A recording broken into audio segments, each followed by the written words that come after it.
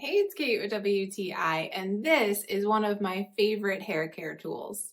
This is my flat iron by Nicebay, and I love it because I'm able to use it to both straighten and curl my hair. I usually use it for curls, which I find super, super easy.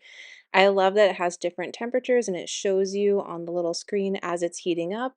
And all you have to do to change the temperature is just go ahead and twist the base of it to turn it off, and then you have the different temperature options.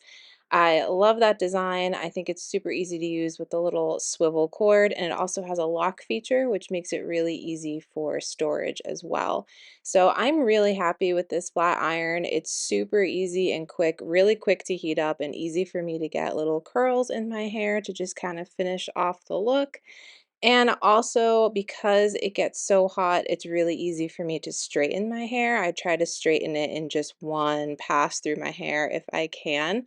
And I find that I really am able to accomplish that with this flat iron. So super happy with it. I also have traveled with it. It's so easy and compact to travel with, which I really appreciate so that I can use this wherever I go.